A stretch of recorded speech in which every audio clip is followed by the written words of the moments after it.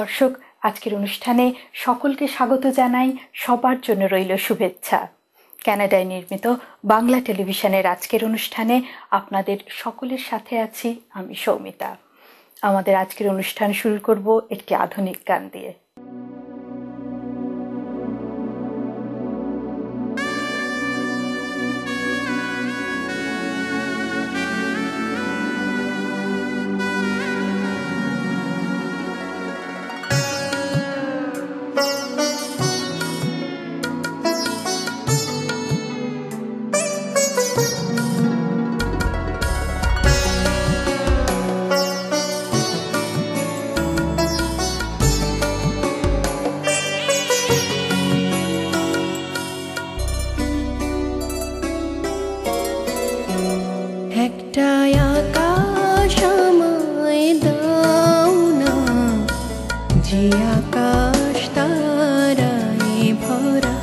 একটা নদী আমায় দাও না, যে নদীর সজল ধারা। একটা হৃদয় আমায় দাও না, যার ছোঁয়ায় হব দিশেহারা। আকাশ আমায় দাও না, যে আকাশ তারায় ভরা।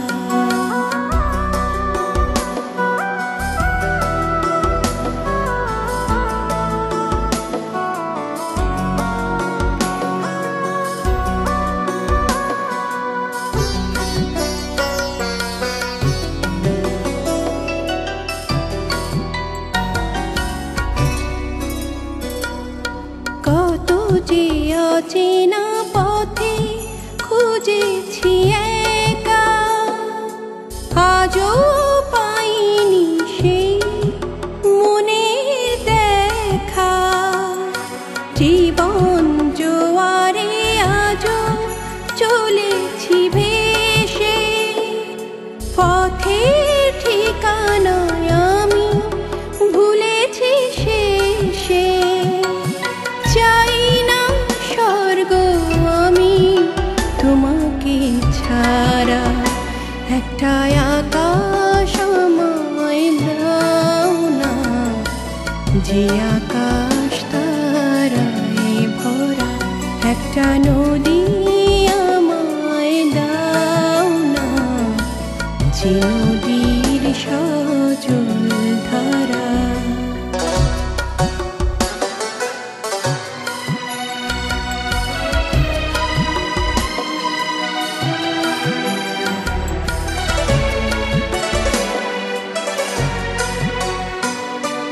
স্বপ্ন নদীর তীরে এমন হারায়, আমার দু চোখ তোমাকে খুঁজে বেড়ায়। স্মৃতির পটে বেলা শুধু বেড়ে যায়, হে মন তোমাকে ডেকে ডেকে যায়। চাই না স্বর্গ আমি তোমাকে ছাড়া, একটা আকাশ আমায় দাও না, যে আকাশ তারায় ভরা। একটা নদী আমায় দাও না, যে নদীর সজল ধারা। একটা হৃদয় আমায় দাও না, যার ছোঁয়ায় হব দিশেহারা। আকাশ আমায় দাও না, যে আকাশ তারায় ভরা। ডাক্তারে যা বলে বলুক নাকো, রাখো রাখো খুলে রাখো। শিওরের ওই জানালা দুটো, গায়ে লাগো খাওয়া। ওষুধ আমার ফুরিয়ে গেছে, ওষুধ খাওয়া। তিতো করা কত ওষুধ খেলে মে জীবনে, দিনে দিনে ক্ষণে ক্ষণে। এইটে ভালো ওইটে মন্দ, যে যা বলে সবার কথা মেনে, নামিয়ে চক্ষু মাথায় ঘুমটা টেনে। 22 বছর কাটিয়ে দিলেম এই তোমাদের ঘরে। তাই তো ঘরে পড়ে সবাই আমায় বললে লক্ষ্মী, সতী, ভালো মানুষ অতি। এ সংসারে এসেছিলেম 9 বছরের মেয়ে। তারপর এই পরিবারের দীর্ঘ গলিবে 10-এর ইচ্ছা বোঝাই করা এই জীবনটা টেনে টেনে শেষে পৌঁছিল আজ পথের প্রান্তে এসে। সুখের দুঃখের কথা একটুখানি ভাববো, এমন সময় ছিল কোথা? এই জীবনটা ভালো কিংবা মন্দ কিংবা যা হোক একটা কিছু, সেই কথাটা বুঝবো কখন, দেখবো কখন, ভেবে আগু পিছু। জানি নাই তো আমি যে কি, জানি নাই এ বৃহৎ বসুন্ধরা কি অর্থে যে ভরা। শুনি নাই তো মানুষের কি বাণী মহাকালের বীণায় বাজে। আমি কেবল জানি রাধার পরে খাওয়া, আবার খাওয়ার পরে রাধা। 22 বছর এক চাকাতেই বাঁধা। মনে হচ্ছে ওই চাকাটা ওই যে থামলো যেন। থামুক তবে, আবার ওষুধ কেন? বসন্তকাল 22 বছর এসেছিল বনের আঙিনায়, গন্ধে বিভোল দক্ষিণ বায় দিয়েছিল জলস্থলের নর্মদোলায় দোল। হেঁকেছিল খোলরে দুয়ার খোল। সে যে কখন আসতে যেত জানতে পেতে না যে, হয়তো মনের মাঝে আচম্বিতে ভুল ঘটাতো, হয়তো ঘরের কাজে, হয়তো পরাণ রইত চেয়ে যেন রে কার পায়ের শব্দ শুনে বিহ্বল ফাল্গুনে। তুমি আসতে আপিস থেকে, যেতে সন্ধে বেলায় পাড়ায় কোথা শতরঞ্জ খেলায়। থাক সে কথা। আজকে কেন মনে আসে প্রাণের যত ক্ষণিক ব্যাকুলতা। প্রথম আমার জীবনে এই 22 বছর পরে বসন্তকাল এসেছে মোর ঘরে। জানালা দিয়ে চেয়ে আকাশ পানে, আনন্দে আজ ক্ষণে ক্ষণে জেগে উঠছে প্রাণে। আমি নারী, আমি মহীয়সী, আমার সুরে সুর বেঁধেছে জ্যোৎস্না বিনায় নিদ্রাবিহীন শশী। আমি নইলে মিথ্যা হতো সন্ধ্যা তারা ওঠা, মিথ্যা হতো কাননে ফুল ফোটা। এতদিন প্রথম যেন বাজে বিয়ের মাসি বিশ্ব আকাশ মাঝে। তুচ্ছ 22 বছর ঘরের কোনায় ধুলায় পড়ে থাক। মরণ বাসর ঘরে আমায় যে দিয়েছে ডাক, দ্বারে আমার প্রার্থী সেজে, নয় সে কেবল প্রভু। হেলা আমায় করবে না সে কভু। যা সে আমার কাছে, আমার মাঝে গভীর গোপন যে সুধারস আছে, গ্রহ তারার সভার মাঝারে সে ওই যে আমার মুখে চেয়ে দাঁড়িয়ে কোথায় রইল নির্নিমেষে। মধুর ভুবন, মধুর আমি নারী, মধুর মরণ ওগো আমার অনন্ত ভিখারি। দাও খুলে দাও দ্বার, ব্যর্থ 22 বছর হতে পার করে দাও কালের পারাবার। দেখছেন বাংলা টেলিভিশন কানাডার অনুষ্ঠান। পৃথিবীর যে কোনো প্রান্ত থেকে যে কোনো সময় আমাদের অনুষ্ঠান দেখতে লগ অন করুন banglatelevision.net।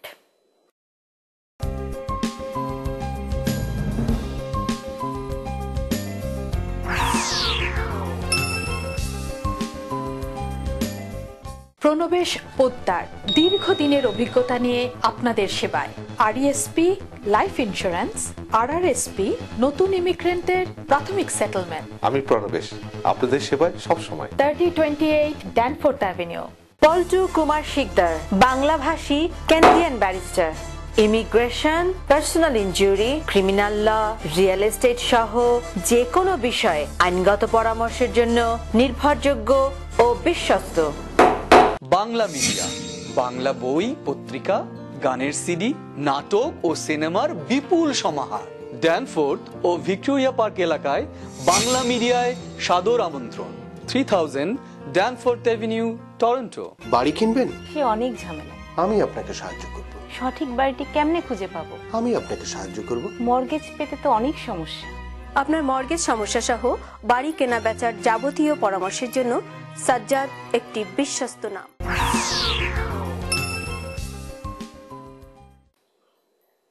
দর্শক, গুণীজন উপস্থাপন পর্বে আমাদের আজকের অতিথি কবি, সাংবাদিক, লেখক সাইফুল্লাহ মাহমুদ দুলাল। কবি সাইফুল্লাহ মাহমুদ দুলাল আজ আমাদের স্টুডিওতে উপস্থিত আছেন। এখন কথা বলবো তার সাথে। কবি, কেমন আছেন আপনি? জি, ভালোই আছি, ভালোই চলছে, ভালো মন্দ মিলিয়েই পাঁচমিশালিভাবে প্রবাস জীবন কাটছে। কেমন ভাবে কাটছে আপনার প্রবাস জীবন? কেমন লাগছে? যদি অঙ্ক করে বলি, ভালোর দিকটা 51% আর 49% মন্দ দিক। তবে ভালোটাই আমরা নিশ্চয়ই আশা করি। শুধুমাত্র তো ভালো থাকে না, দিন রাত্রি থাকে, একটা অপোজিট ব্যাপার থাকেই। তো সব মিলিয়ে ভালোই বলতে হবে। এখানে লেখালেখি করছি, বাংলা চর্চা হচ্ছে, এই যে বাংলা টেলিভিশন এখানে হচ্ছে, বাংলা পত্রপত্রিকা হচ্ছে, বাংলার বিকাশ হচ্ছে। আমি একজন বাঙালি লেখক, একজন বাঙালি। তো ফলে কখনো কখনো মনে হয় না যে আমি প্রবাস জীবনযাপন করছি, বাংলা সংস্কৃতির মধ্যেই আছি। তো এটা একটা ভালো দিক যে আমি নিজেকে অন্তত স্বাচ্ছন্দ্য মনে করি কখনো কখনো।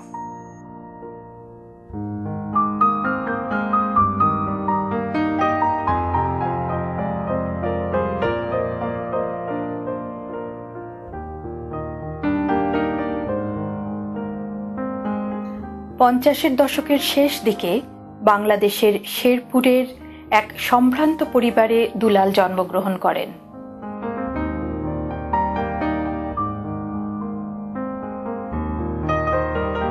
বাবা মায়ের 4 সন্তানের মধ্যে দুলাল প্রথম।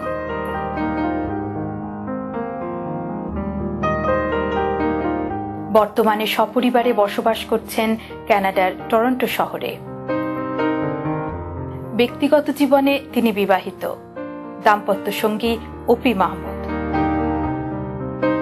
2 সন্তান অনাদিনী মগ্ন এবং অর্জিতা মাধুর্য। কবি, আপনি এই প্রবাস জীবনের কঠিন বাস্তবতার মধ্যেও লেখালেখি করছেন নিয়মিত। এই সময়ে এই প্রেক্ষাপটে কি ধরনের বিষয়গুলিকে আপনি প্রাধান্য দিচ্ছেন? আমার লেখালেখিগুলো বিভিন্ন ধরনের, বিভিন্নভাবেই আমি কাজ করছি। যেমন ধরুন, আমি সাংবাদিকতা করি। আমি কানাডা থেকে অলমোস্ট প্রতিদিনে আমাদের কানাডার মূলধারার এবং আমাদের বাংলা কমিউনিটির নিউজগুলো, বাংলাদেশের ঐতিহ্যবাহী একটি দৈনিক এবং সবচেয়ে পুরনো দৈনিক ইত্তেফাক, সেখানে আমি নিউজটা পাঠাই। তো এটা লেখালেখির একটা পার্ট। ফলে দেশের সঙ্গে এবং প্রবাসের সঙ্গে একটি সংযুক্ত হোক বা সেতু তৈরি হচ্ছে, খবরাখবর প্রবাসীরা পাচ্ছে, দেশের খবর আমরা জানতে পারছি। এছাড়া মূলত আমার যে কাজটি, আমি কবিতা লিখছি, নাটক লিখছি একটা, এবং কিছু গবেষণার কাজ করছি। আমাদের বাংলাদেশে পুরো ফেব্রুয়ারি মাস জুড়ে বইমেলা হয়। এটা আমাদের অত্যন্ত ঐতিহ্যবাহী একটি ব্যাপার যে পৃথিবীর কোথাও 1 মাস ব্যাপী বইমেলা নেই। তো এটা আমাদের একটা মহা উৎসব। এবং সেই সঙ্গে আরও ভিন্ন মাত্রা যুক্ত হয়েছে যে বাংলা ভাষা জন্য আমাদের বাঙালিরা যে রক্ত দিয়েছিল 1952 সালে 21শে ফেব্রুয়ারি, সেই 21শে ফেব্রুয়ারি এখন আন্তর্জাতিক মাতৃভাষা দিবস। তো ফলে এটা ভিন্ন মাত্রা পেয়েছে। তো আমি ইচ্ছে প্রকাশ করছি যে আমি বইমেলার সময় বাংলাদেশে যাব, এবং সেখানে বাংলা একাডেমি আমাকে আমন্ত্রণ জানিয়েছেন প্রবন্ধ পড়ার জন্য প্রবাসী সাহিত্য নিয়ে, এবং আমার 4টি বই বের হবে। ইতিমধ্যে একটি পাণ্ডুলিপি আমি পাঠিয়ে দিয়েছি, সেটি কবিতার পাণ্ডুলিপি, এবং কবিতার বইটির নাম হচ্ছে সাথে আছি পাচে নেই। আর অন্যান্য যে বইগুলো, আমি বিশ্বের বিভিন্ন দেশের গ্রন্থমেলাগুলো, বুক ফেয়ারগুলো দেখেছি। Frankfurt book fair, Tokyo book fair, Hong Kong book fair, Ottawa book fair, নিষিদ্ধ গ্রন্থমেলা, এসব নিয়ে একটি ভ্রমণ কাহিনী লিখছি। এবং সেটা রবীন্দ্রনাথের একটি কবিতা থেকে গানের একটি চরণ, কোথাও আমার হারিয়ে যেতে নেই মানা। 70-এর দশকে বাংলাদেশের বিভিন্ন দৈনিক ও সাপ্তাহিক পত্রিকায় সাংবাদিকতার জীবন শুরু করেন সাইফুল্লাহ মাহমুদ দুলাল। প্রবাসী বাঙালিদের জন্য নিউজ এজেন্সি ও প্রকাশনী সংস্থা স্বরব্যঞ্জন প্রতিষ্ঠা করেন তিনি। শিল্প সাহিত্যের নানান শাখায় সাফল্যের সঙ্গে কাজ করেছেন। দেশে থাকাকালীন সময়ে বাংলাদেশ টেলিভিশনের শিল্প সাহিত্য সংস্কৃতি বিষয়ক অনুষ্ঠান দৃষ্টি ও সৃষ্টির সফল উপস্থাপনা করেছেন তিনি।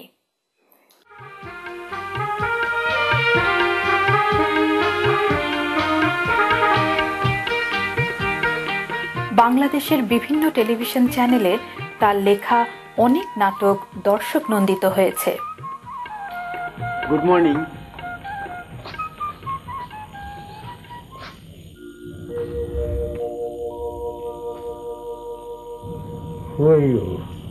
আমরা প্রবাসী বাঙালি, আমরা সিডনি থেকে এসেছি।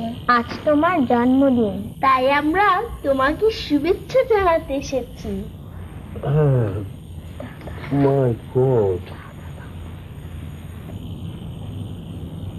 Birthday.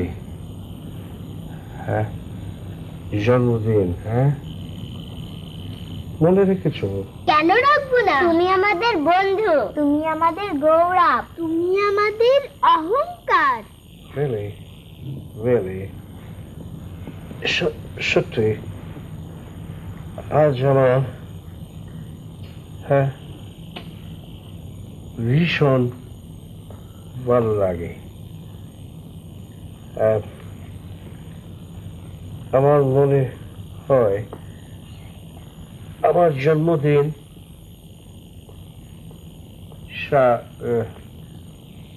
সার্থক। অবশ্যই সার্থক। হ্যাঁ, তুমি একজন মুক্তিযোদ্ধা, তুমি আমাদের মুক্তিযুদ্ধের বীর প্রতীক। Yes. হ্যাঁ, আমি মুক্তিযোদ্ধা। কাজের প্রয়োজনে সাইফুল্লাহ মাহমুদ দুলাল বিভিন্ন সময়ে বিশ্ব নেতৃবৃন্দের সান্নিধ্যে এসেছেন।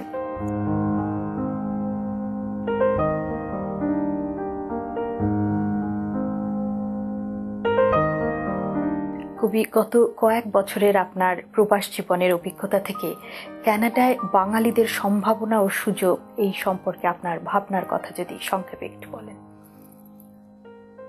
সম্ভাবনা এবং সুযোগ অবশ্যই ভালো।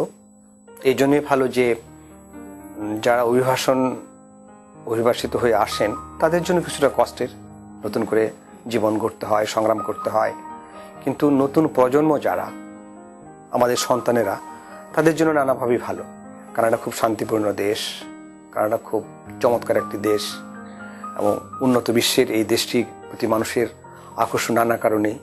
তো সেইখানে তো আমাদের তরুণ প্রজন্মরা নানাভাবেই অবদান রাখবে, এটাই আমি প্রত্যাশা করি। এবং বিশেষ করে আমাদের কমিউনিটি তো নানাভাবেই সমৃদ্ধ হচ্ছে।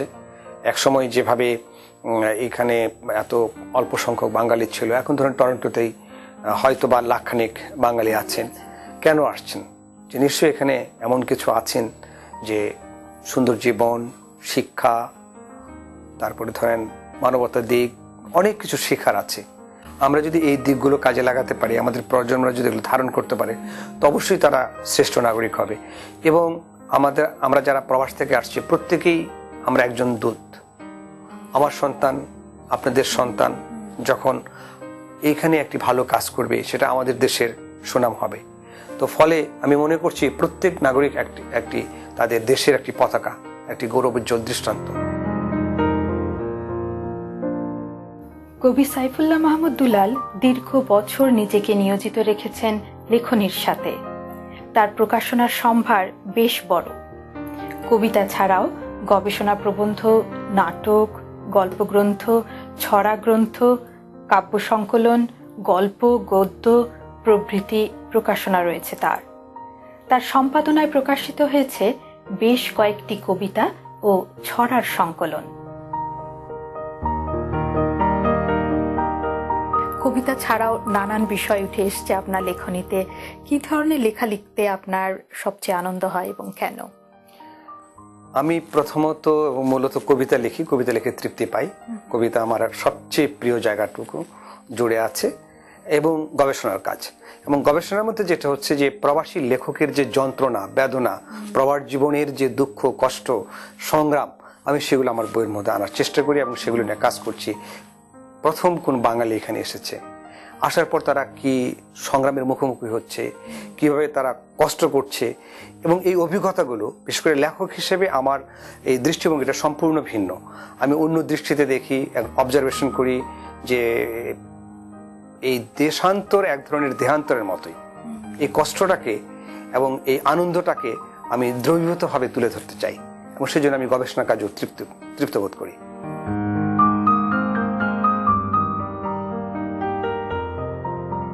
সাইফুল্লাহ মাহমুদ দুলালের মতো কবি ও লেখকের উপস্থিতি কানাডায় আমাদের কমিউনিটিকে সমৃদ্ধ করেছে। বাংলা টিভি এবং আমাদের সকল দর্শকদের পক্ষ থেকে কবির দীর্ঘ জীবন ও সুস্বাস্থ্য কামনা করি।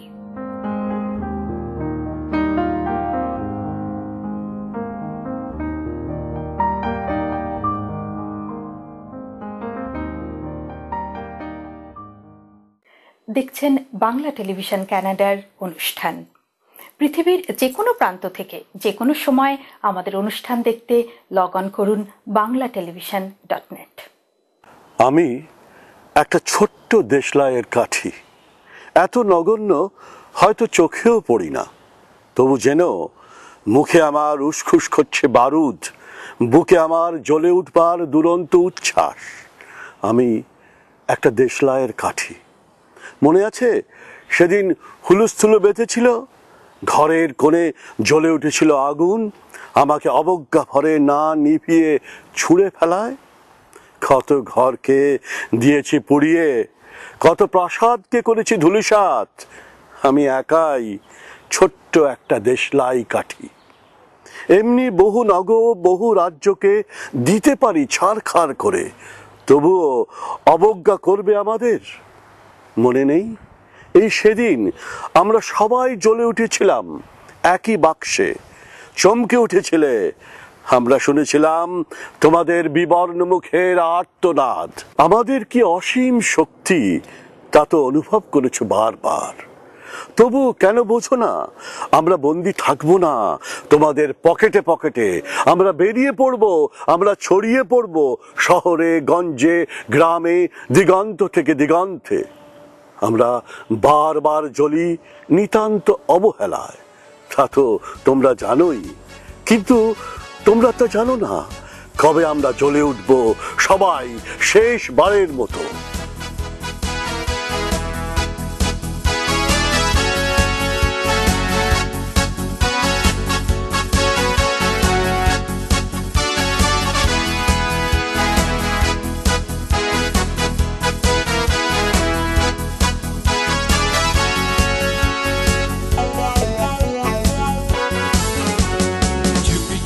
বলো কেউ জেনে যাবে, জেনে যাবে, কেউ জেনে যাবে। চুপি চুপি বলো কেউ জেনে যাবে, জেনে যাবে, কেউ জেনে যাবে। ভয় করি না যেন কোনো কিছু, যদি তুমি আমি রই একই সাথে। চুপি চুপি বলো কেউ জেনে যাবে, জেনে যাবে, কেউ জেনে যাবে। চুপি চুপি বলো কেউ জেনে যাবে, জেনে যাবে, কেউ জেনে যাবে।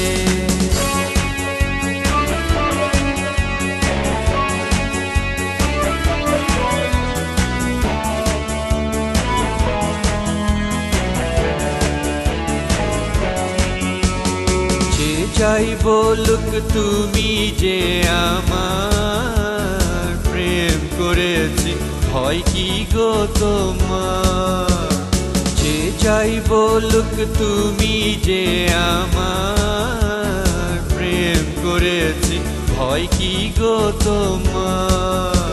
কেউ দেখবে যে ক্ষতি কি তাতে, কেউ জানবে যে জানবে সে। না হয় ঘুম রবে না আখি পাতে, যদি তুমি আমি রই একই সাথে। চুপি চুপি বলো কেউ জেনে যাবে, জেনে যাবে, কেউ জেনে যাবে। চুপি চুপি বলো কেউ জেনে যাবে, জেনে যাবে, কেউ জেনে যাবে।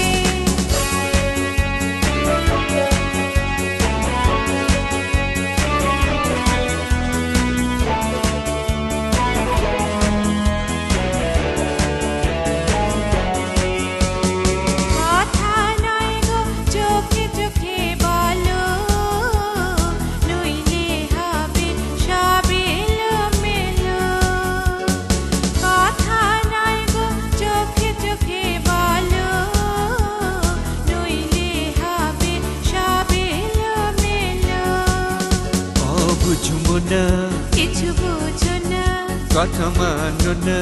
দেখো চলো না, আবার হবে যে দেখা কাল রাতে, যদি তুমি আমি রই একসাথে। চুপি চুপি বলো কেউ জেনে যাবে, জেনে যাবে, কেউ জেনে যাবে। চুপি চুপি বলো কেউ জেনে যাবে, জেনে যাবে, কেউ জেনে যাবে। ভয় করি না যেন কোনো কিছু, যদি তুমি আমি রই একসাথে। চুপি চুপি বলো কেউ জেনে যাবে, জেনে যাবে, কেউ জেনে যাবে। চুপি চুপি বলো কেউ জেনে যাবে, জেনে যাবে, কেউ জেনে যাবে।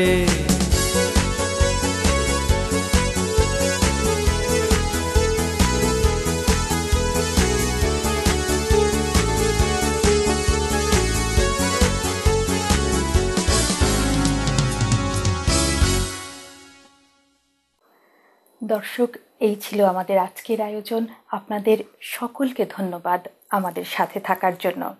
পরবর্তী অনুষ্ঠান ঠিক এক পক্ষকাল পরে একই চ্যানেলে একই সময় দেখবার আমন্ত্রণ রইল। সকলে ভালো থাকুন, সুস্থ থাকুন আর বাঙালির সাথে বাংলা বলুন।